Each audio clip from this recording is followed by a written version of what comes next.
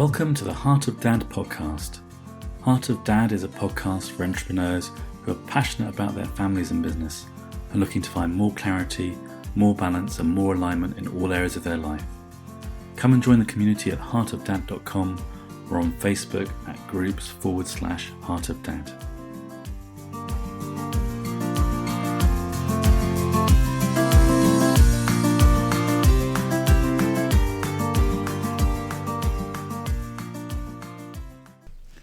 This week on Heart of Dad, I'm interviewing David Schnurman. David is the CEO of Lawline, the leading provider of online continuing legal education in the US. The company recently celebrated serving over 130,000 attorneys with over 3 million courses completed. David is also the past president of Entrepreneur's Organization New York. David's the author of the book The Fast Forward Mindset, How to Be More Fearless and Focused to Accelerate Your Success. This book shares a very simple formula to consistently break through your walls and fast forward your entrepreneurial success and happiness. He recently gave a TEDxYouth talk to high school students to inspire them to reach their full potential in life. So this week on Heart of Dad, I'm delighted to introduce David Schnurman. Hi, David. How's it going? Yeah, very well, thank you. It's great to have you on the show. Thanks for joining me. Looking forward to it. So David, can you tell us a little bit about yourself? That's a big question, right? So it's about being a dad. So I have 3 children, 11-year-old boy-girl twins, and they compete for everything. They couldn't be more different in a way. And I also have a 6-year-old boy, and so in a way, we say, my wife Kelly and I, it was getting to, when the twins were 5 or 6, it was getting too easy with them, so we decided to go one more round. I run as an entrepreneur, I run the largest provider of online education for lawyers in the United States. So we have about 3 million courses that have been completed by 150,000 attorneys. And it's all online or an app. And so we've been doing that. And currently right now I am living our company's based in New York. I'm from New York, and I am living in Barcelona, Spain. And because we're in COVID-19 town, you might hear some voices in the background. That is all of our family loving each other, quote unquote, while we're here, because I'm in the only room where we get Wi-Fi in a good way. So you might hear some people. Yeah. It makes it more authentic. Absolutely. There's a bit of background color to support the conversation. Just for our information, like how long have you been in lockdown in Barcelona now? 58 days. So, right. Who's keeping track? So I've been keeping track of every single day I've been in Barcelona. I journal every day. It's part of my process. And I actually made it public. The Fast Forward Mindset, it's called the first 100 days. And so I journaled about the experience here. And I just did a post on Facebook called the first 50 days of quarantine. And sort of I graded myself on family, community, learning Spanish, health, and business. And so I felt those are really good sort of trackers of doing this. So Spain has had from what I've read, the strictest or one of the strictest quarantines in the world.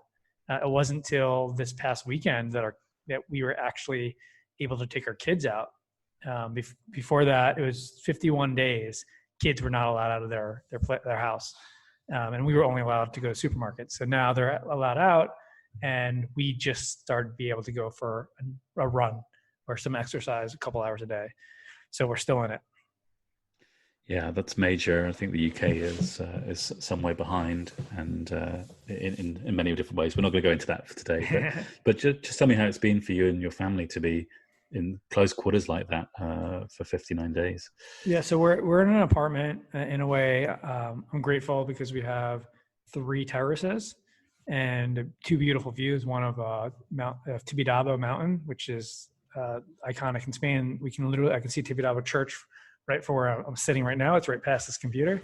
And then behind us, we can see Barcelona and a sliver of the ocean. And so many people didn't even have a terrace. We're in Barcelona, they're just stuck inside. On the flip side, we're in an apartment and it's 5 people, and it's been challenging. There's so many articles. I literally just got off in my company. We have these wellness Zoom meetings now with employees. There's a parenting one on what it's like to be a parent right now. And it's a lot because you're constantly cleaning up. You're treated really poorly by your kids because they feel like should do what they want and when they want it. And there's just a lot of lack of respect that has been challenging, where like I'm doing a call like this and my kids will just come up and start talking to me frustrated about whatever's going on with them. And so it's been challenging in those respects. On the positive side, obviously there's a lot more family time and that you wouldn't have in a normal situation. And so we do like movie nights together. We do a lot of family cooking. We do yoga together. We have a lot of laughs. Me and my boys, we do zombie tag where I run around trying to get them. So it's just an excuse for me to get them to exercise. My daughter will do girls movie night with my wife, where it's like a movie that boys would never want to watch. So there's both ups and downs, but it's not, it hasn't been easy for sure. And how long have you been in Barcelona? We got here in August. Okay, so you were 257 days or something like that. Right, and so you must have had a rhythm when this hit, and life changed. Yeah, we had a routine, just like everybody. Like when you look back, sometimes it's nice, and you don't want it like this, but yeah, it's like Mondays and Wednesdays are my days for Spanish class, so I take the kids to school. And then after that, I go to the gym, and then I come home, and then I do, my office doesn't open till 3 p.m. for me. So then I do office work and then all that stuff. So yeah, and then we go out with friends a couple times a week.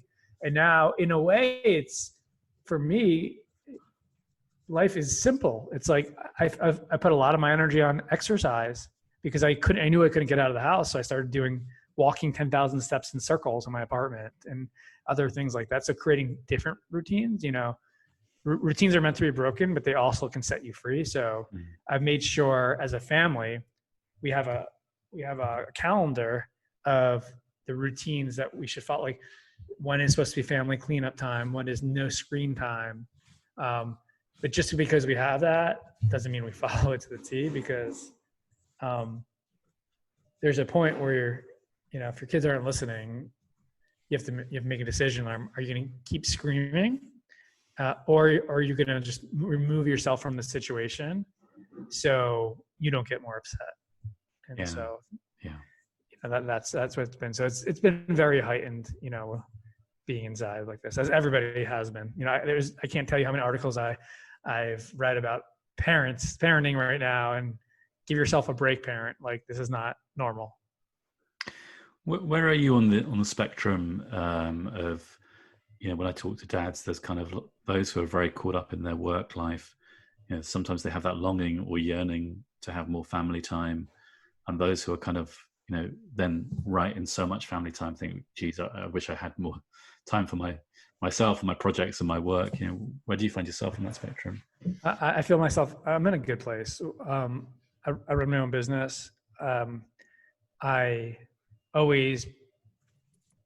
don't like, traveling. Even when I was living in the US, I didn't travel that much, but coming to Barcelona was an opportunity. And it was part of the reason we moved here, to travel together as a family and to be together as a family. So just as an example, before COVID-19 happened, we had traveled to 22 different places while we were here, from Morocco to Lisbon, Portugal, to Italy, to all over Spain, to London. We went to our kids had never done any of this. So we were making literally memories, lifetime memories. We went to the Sahara Desert and slept in tents. And so I feel really lucky and grateful, that I could do that, have a job, get what I'm doing. And so I've sort of tried to design my life about that, because I look back and I know time is the most precious thing that we have. And I really treasure our core value. One of our big missions in our company is providing personal freedom to attorneys, but not only to our attorneys, to our employees.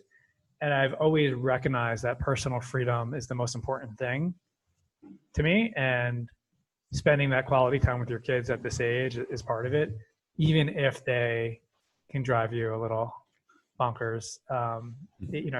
But I always think I could be a better dad, no question about it. Getting frustrated too easily, Or like if my 6-year-old son wants to build Legos with me and spend 3 hours doing it, I just can't. I'm like, after 15 minutes, I'm done. And I feel bad. I'm like, how could I tell him not to go on the iPad when I can't even sit down and do Legos for that long? But, 6-year-olds have a lot of energy. It's amazing. Yeah, it's amazing how they can bring focus to things as well. Like, how do you? I mean, I really want to hear the story of how you got to Barcelona, so I haven't forgotten to ask you that. But sure. I'm kind of diving into the detail here of the Lego incident, because that kind of really resonates with me. My son's 6-year-old is a 6-year-old too, so perfect. I kind of get that where you're coming from with that. How does it play out for you? Like, if you say after 15 minutes, like, you really feel done. How do you handle that in yourself? So it's interesting because it depends on what the situation is, but sometimes, like, in all honesty, like sometimes I just give up. Like, I'm just like, we can't do this now. Like, I cannot spend another 45 minutes on like putting these pieces together. Other times, like, I just dig in and I do it, and it's rewarding because you're like, oh, you build this amazing car, and like he's so into it, and you feel really good about that. And then other times, like, my wife is an amazing person, and she really, if you can hear in the background, she's cleaning. Yeah. So that's the noise you hear. I probably should have told her to close the door, but it's okay. So is like, she's really good at like focusing on like Legos and getting deep into that, because she loves that kind of stuff too. I love drawing, and my older son now is building like a YouTube channel and helping him with video editing. I love, and I do like the creative, getting them creative and things like that. But Lego takes a lot of focus and direction. And even as a kid, I didn't have the patience for it. So it's just, something you got to figure out what to do, but, and then sometimes you feel bad when you like, you quit, and then all of a sudden 2 minutes later, he's on his, on an iPad watching YouTube. You're like, oh man, I'm a bad father. I think you got to give yourself a break. You got to give yourself a break, though. Yeah, sure. I think every dad listening to this would resonate with what you're saying. I think also I just had an insight from what you were saying about how much more easy I find it to play with things that I'm interested in. Like, there's some of his games and toys that I feel totally in the flow with, but there are other things that I think I have no interest in, and then it's a much greater effort to kind of commit myself into that. Yeah. I always one of the things I read it somewhere, and I want to do it for myself. If you can create an instruction manual for other people about you, here's the things that I will be good at. Here's the things I would not be good at. Here's the things that I can help you with. And you should ask mommy for this, me for that, But yeah, mommy's always the go-to usually. But it's been great because when I was young, when the boys were younger, they're all mamas, they're mama's boys, but they would always want her to put them to bed. And over the past year, for sure, since we've been here, I've become more of a preference, because I tell them bedtime stories where she's like, no, I'm not doing that. Or, and they want to hear the story and things like that. So, but I've ran out of stories. So I got to like recycle or think of new ones. But, even though it's more work, you feel good about that. And it's finding that right mix. I also feel guilty when it's bedtime and, you're like, okay, 3 minutes and then I'm out. And then all you want is to, in your head, like, I just want this to end. I want this to end. I want them to go to bed. And then like, you just think about it, like, God forbid, think about all the parents who lost children or whatever that was. Like, if all they wanted was this one moment where they can put their kid to bed again. And then I think that sometimes, and I just kind of reset myself and be like, okay, enjoy the moment. Like, I'm exhausted and I want to go to bed, but like, they want to be with me now. Like, bedtime, and there's probably a book here, but like, bedtime is the one time where kids just want to be with you because they don't want to go to bed. And so maybe there's a way to take advantage of that more. The problem is we started way too late here in Spain, but in general. And so it's one thing we started at 9, but it's like last night I think they all went to bed at 11:30. So yeah. Yeah, we could.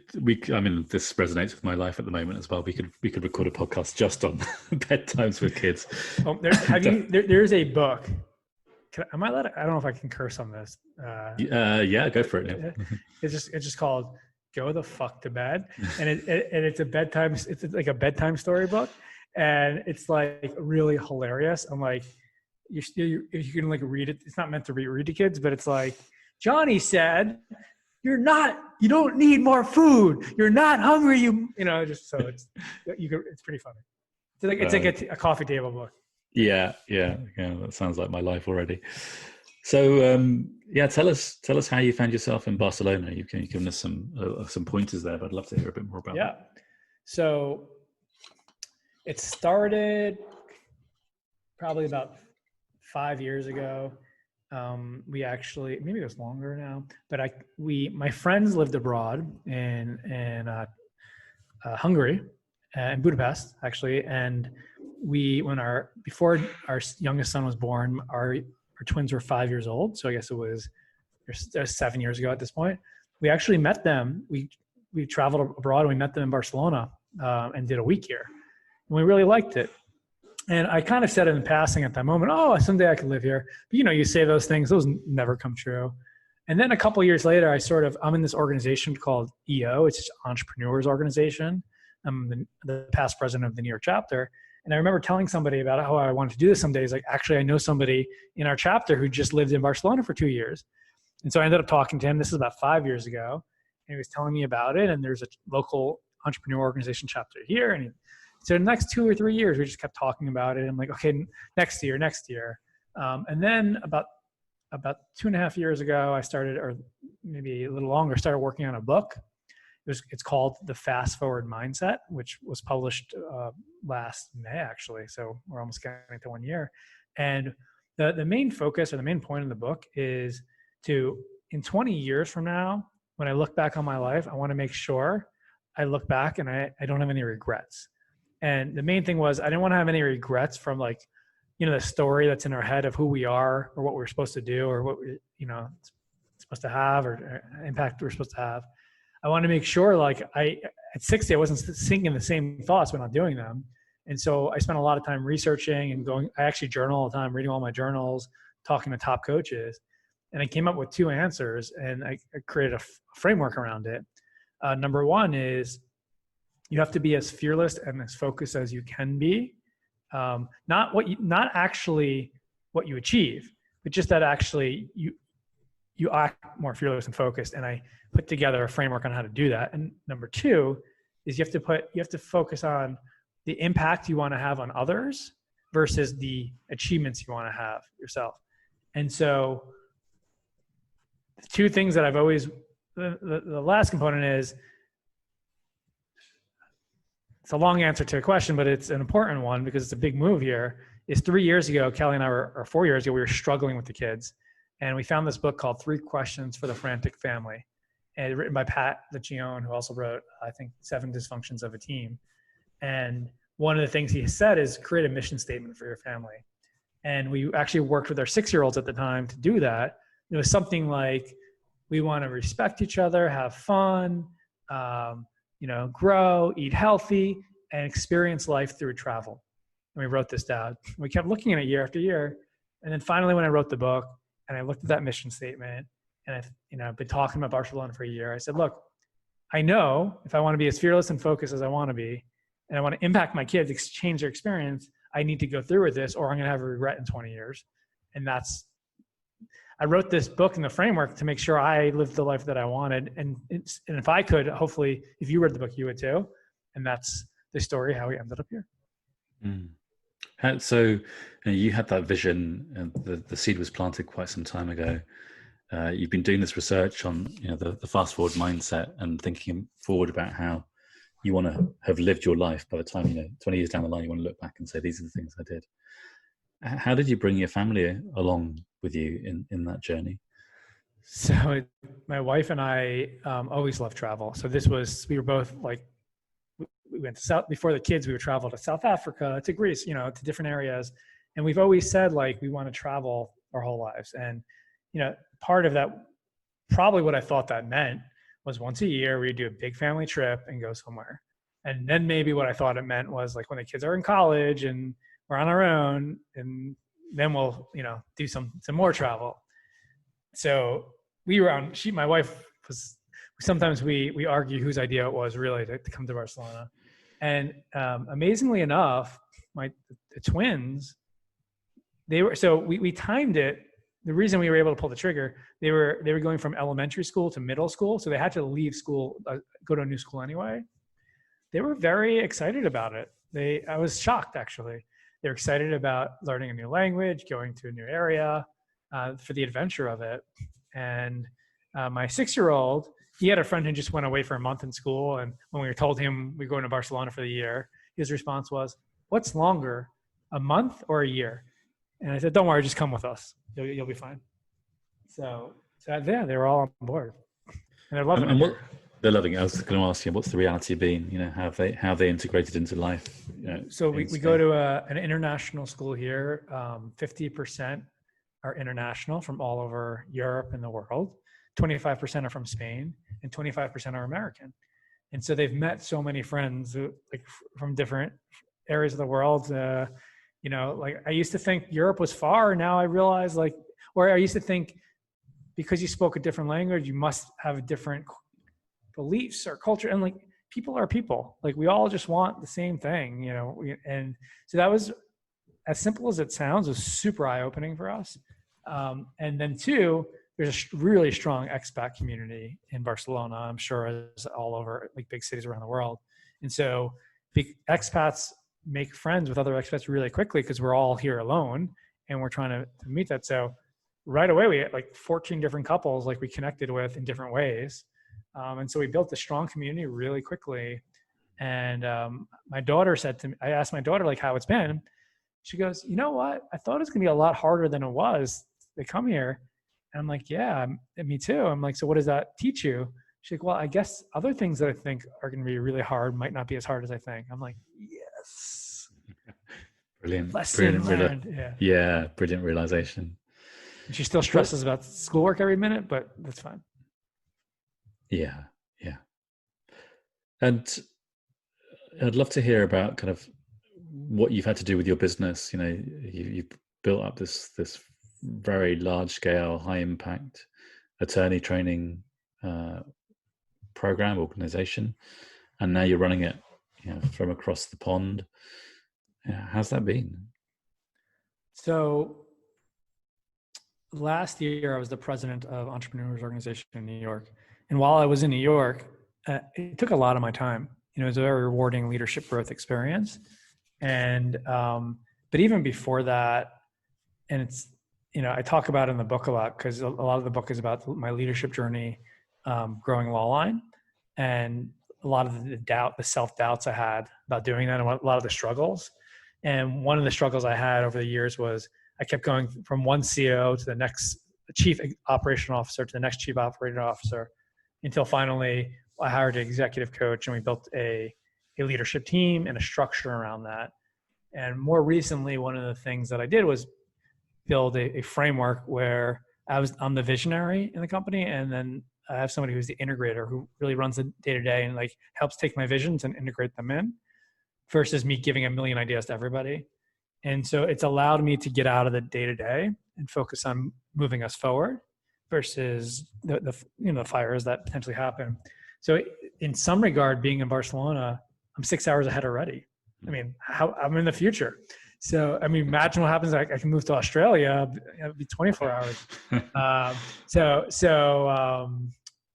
Look, so it's been actually really great, because the other area that's really worked for me, that 6 hours ahead gives me from 9 to 3 in the morning, or 8 to 3 or 7 to 3, where I can focus on myself and also for Lawline big picture stuff, where it would be very difficult for me to have done that in New York, because I would just be too stressed about, like, I can't spend 3 hours kind of walking in a park just seeing what happens in my head, because that's where a lot of the ideas come from, or going for a run, because I would feel like I'm missing out. And so it's been really great in that regard. And before this happened, I was flying back quarterly and I was doing different meetings. And I'd say half my company before COVID would work remote 2 to 3 days a week. So we already have the infrastructure set up to successfully have remote conversations and meetings. The question it flew out of my mind. Yeah, no, it was about boundaries. So, if kind of your New York office starts up at like 3 in the afternoon, are you able to manage your day so you don't end up effectively, working like a 15-hour day or a 12-hour day? Yeah, so I very rarely have I done that. I mean, it happens every so often. I would say generally, like now is the heart of the day. I literally, before this, I had 2.5 hours of meetings. So this is my like third hour on Zoom. And so generally I have a really full 3 to 4 hours from New York time, 9 to 12. So this time 3 to 6 or 7. So let's say 3 to 6, then I'm pretty much off. And then probably before I go to bed from 10 to 12, I'll check back in or I'll go through the emails. And then don't get me wrong, from 9 to 3, I use that time if I'm not exercising or going to Spanish class or doing a siesta or whatever. I'll just catch up on, like, I'll use it as my building up time. So one of the things I try to do in our company is reduce the amount of meetings that we had, because too many meetings is just it's a symptom that happens sometimes when you try to be structured. Sometimes you like do too much meeting, too much groupthink, and now, to be honest, we've all been struggling obviously in our own ways with COVID-19, but being fully remote, now we're all on the same page, and in a way we're more effective. So it's interesting. Yeah, that is interesting. I'm kind of interested also to hear about that sort of pivot point where you talked about having hired or got through a number of COOs in your business, and people who are your business has been around some time, hasn't it? It's like 40 to 15 years. So yeah. So it's got a longevity, and entrepreneurs, in my experience, I'm kind of putting my hand up here, tend to have quite a strong control mentality, at least in the startup of their business. They've got a lot of skin in the game. Yeah. It's their passion. What was that pivot point that took you from kind of the churn through of those individuals to working with a coach and kind of rethinking the structure of your business? Yeah. I mean, it goes back to the Lego conversation we had before. Like, what are you good at and what do you want to do? And early on, I realized I did not want to do the day-to-day in the company. It's just not where I get energy or I'm strong at. And so what happened early on with those 3 different CEOs is I tried to do it sort of without a structure, without accountability, without a rhythm, without a conversation, just sort of like, helicoptering in and helicoptering out. But also like there's other obviously issues with that. And so I needed to grow a lot as a leader in order to set it up the right way. And so, and I also believe myself, I see myself as a serial entrepreneur because, you said you've done several companies. I haven't. And so there's that, in the back of your head is like, what if I'm a one-hit wonder or whatever that is? And it's not about that because, again, I now focus on impact versus achievements. And I found there's 3 areas, and this is something I put in the book as well because I wanted to put it in writing and published. There's 3 areas that I'm focusing on for the next 20 plus years, probably forever. One is in the 3 areas I want to have impact on. I use that as a filter to determine how to do it. It's personal development of others, help people, fast forward their impact and improve themselves. 2 is disrupting education, and COVID certainly has helped do that and putting it online and making it better and cheaper.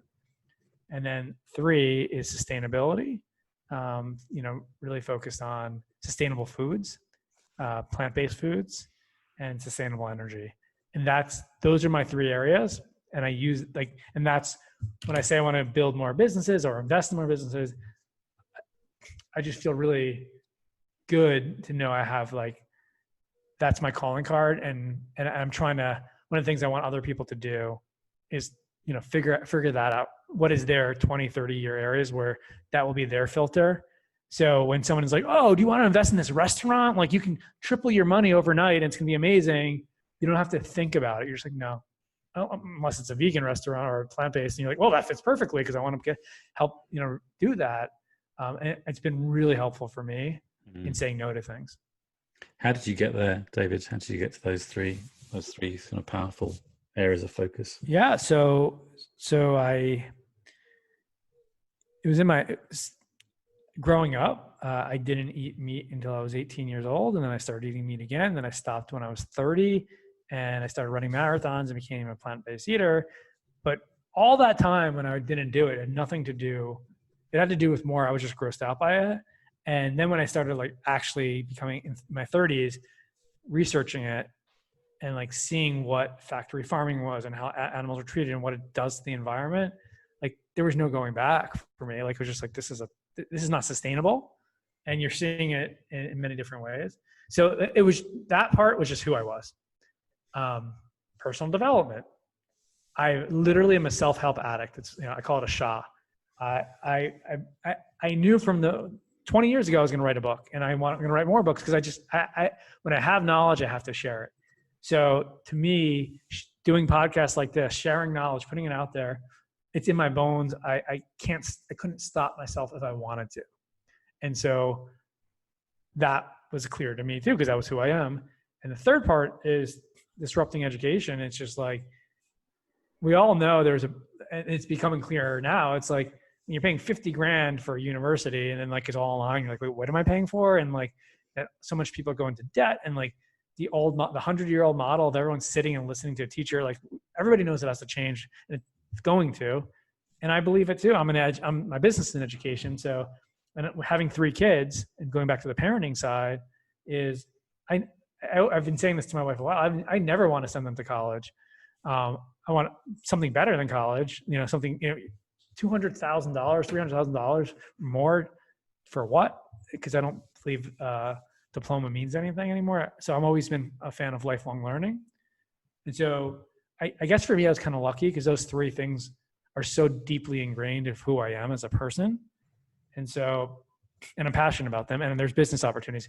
And so my goal is focusing on the entrepreneurial side of it.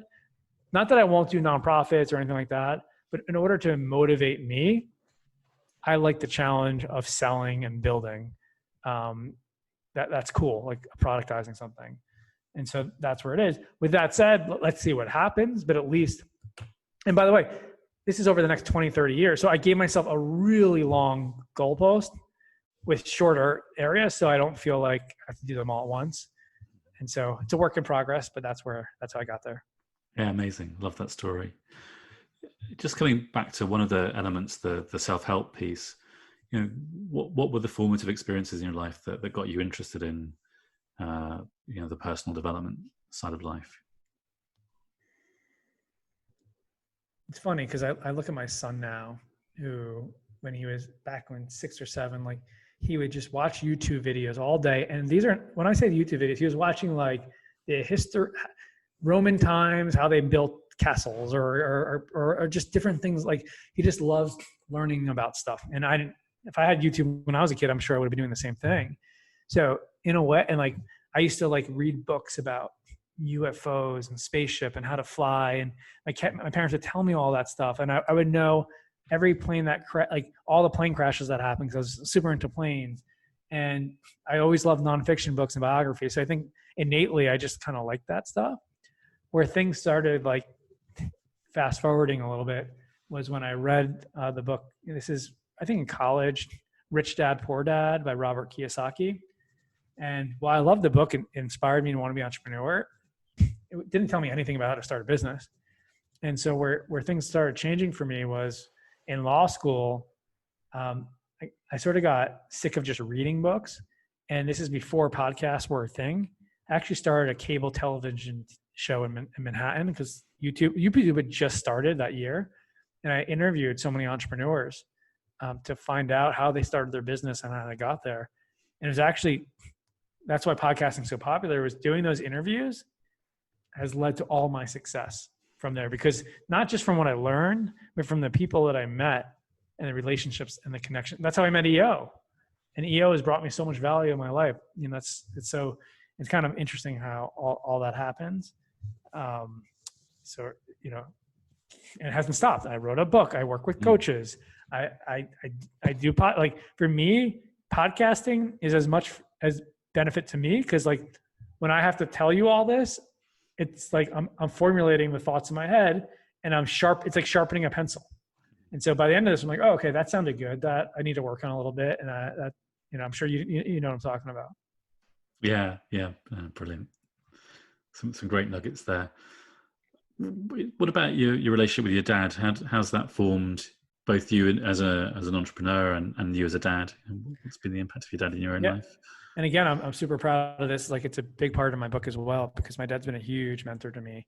So growing up, my dad's in a personal injury attorney, and he ran his own firm. And he, so many people aren't happy, at their jobs or what they do, especially lawyers. And he always said this. He looked at him, because he would sue insurance companies who had a lot of money. Most of his clients were very poor. And he said he looked at himself as, Robin Hood? He would steal from the rich insurance companies and give to his clients. And he got so passionate about that. And he loved what he did. And he worked so hard at what he did. And I think as a kid, but probably subconsciously, I remember, not wanting to ever work for anyone else, because you see that personal freedom that he had. And then where he really became a mentor for me is when things got really challenging during those times with CEOs leaving.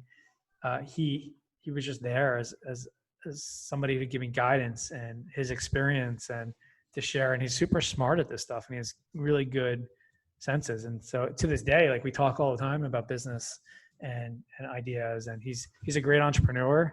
And I never realized that, because he's a lawyer, but he's invested in a lot of real estate and built that up. He wrote a book and published it a week after mine.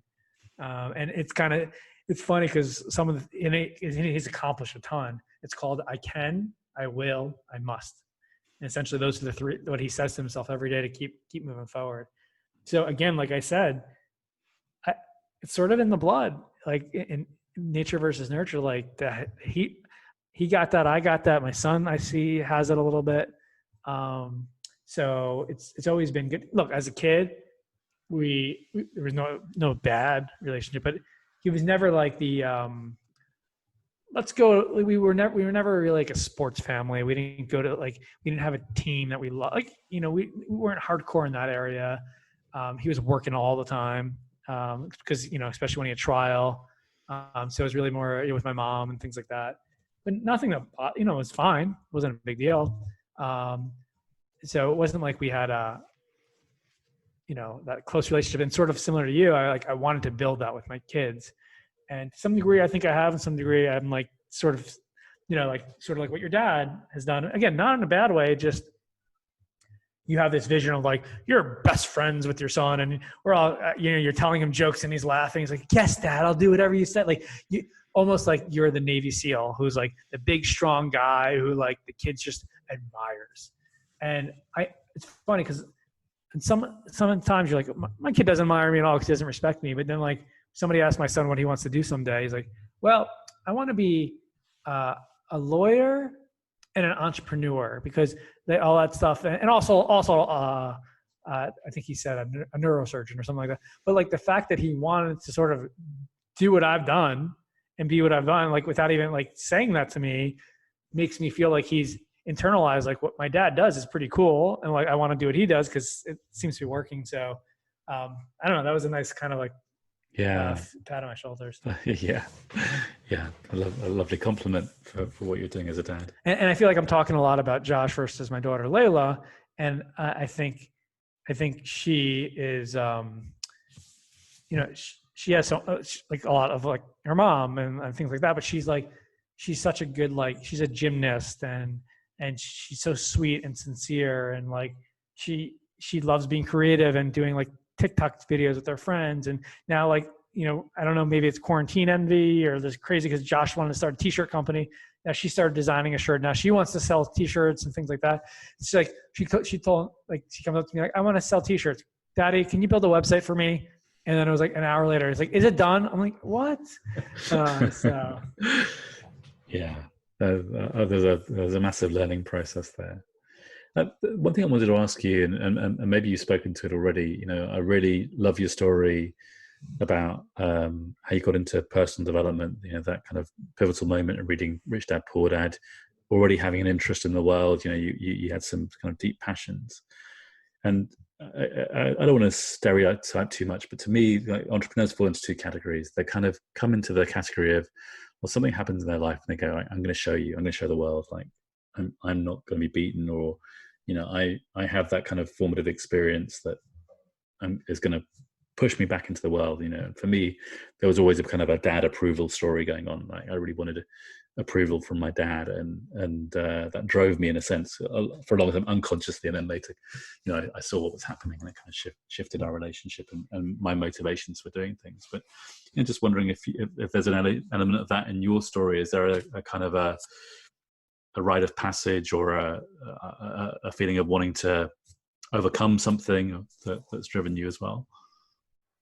We all, whether consciously or subconsciously, want our parents' approval to some degree. It's one of the things that actually holds us back in life, because when you don't get it, it makes it really challenging.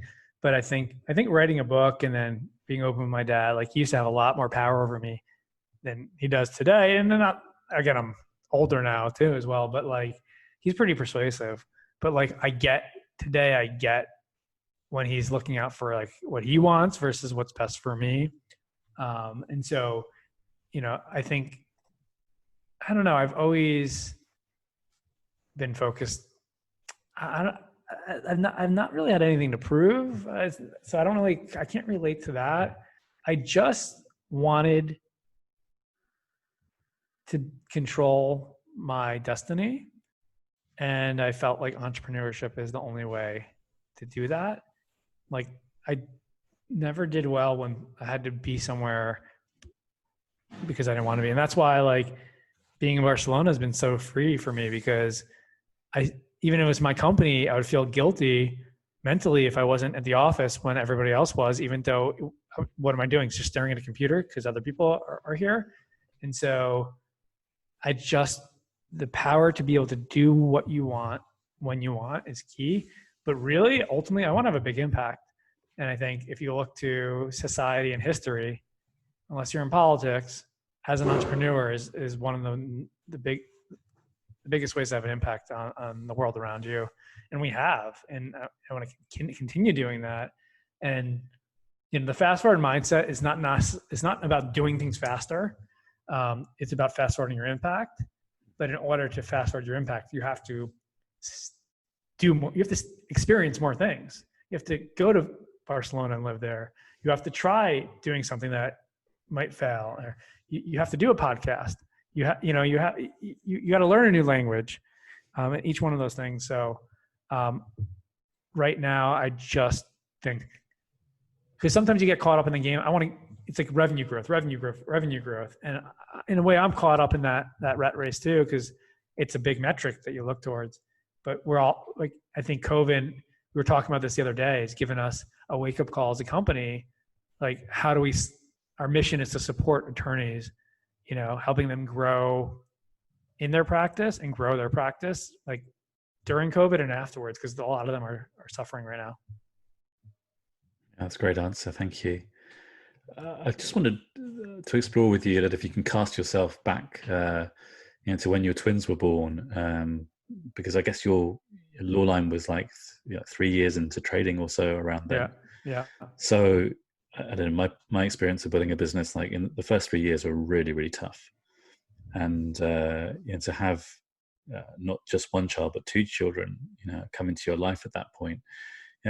What was life like for you then, with new children and being in the relatively early stages of your business?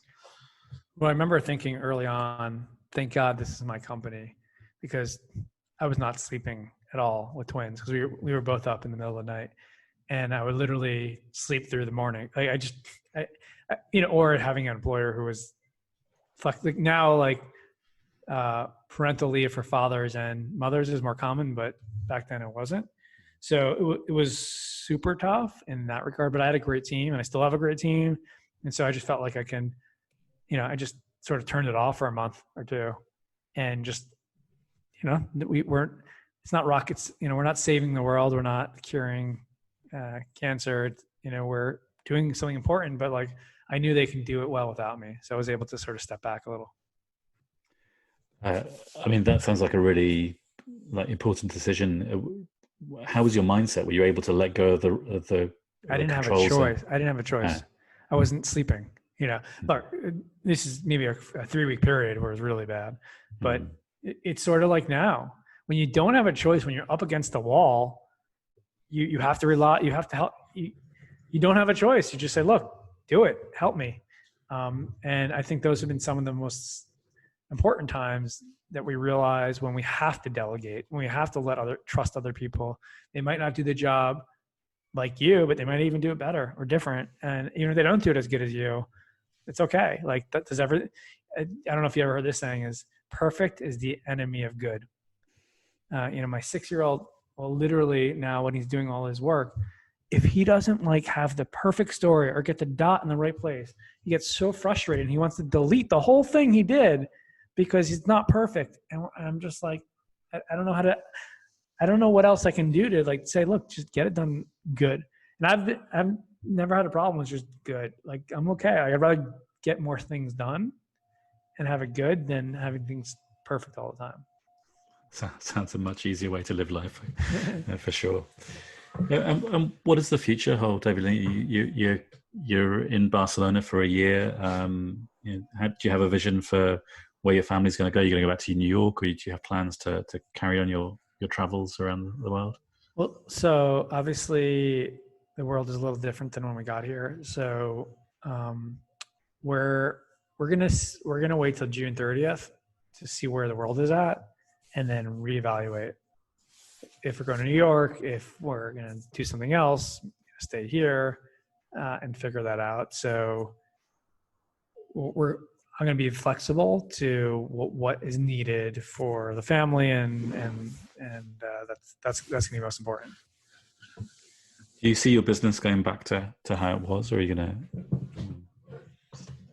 keep it as it is? It's a good question. Our lease is up at the end of next year, and I don't see us moving back to the office anytime soon, and potentially ever.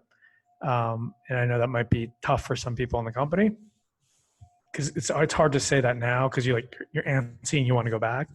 But I think there's a lot of ways we can build a company remotely that actually makes us closer as individuals, believe it or not, makes us connect more and see each other in more valuable ways, whether it's monthly get-togethers or quarterly retreats, and these wellness conversations like I just literally had today was for parents in my company. How are you? The question is, how are you doing right now as a parent?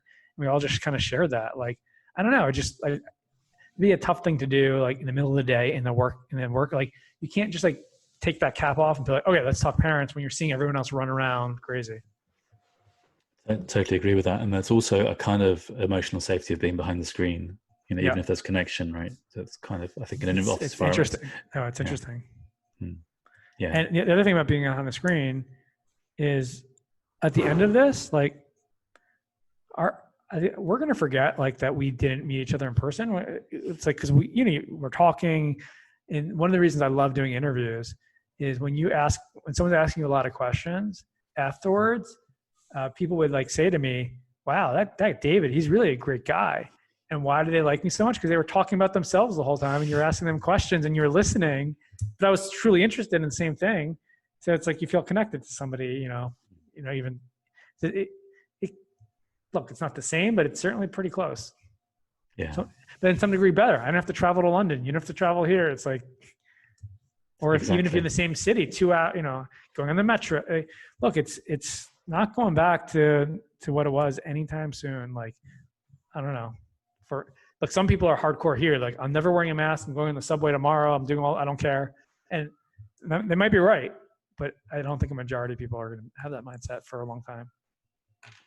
Yeah, it's amazing how big a cultural shift is the right word, but or at least a social shift that people have adjusted very, very quickly to a new reality in the workplace as well as obviously in other ways. It's a beautiful story or lesson for our adaptability, just as it was for your family moving all the way to Barcelona and adapting very quickly to that new reality. And I've realized that before, like when the small way, like we bought a house in Brooklyn and we moved into a temporary apartment that was like really small and tiny. And within like 3 weeks, like it was fine. Like whatever situation you're in, you just adapt. And the same thing being here. It's like, you think it's gonna be tougher than it is, and then you just get used to it. Yeah. It's a great way to end the interview. I've really enjoyed this chat, David. Yeah, Thanks so much. Really appreciate the time and really great questions. And I think it's a really important thing, Matt, that you're doing to really focus on some of the challenges of being an entrepreneur, a dad, and sort of doing them both together.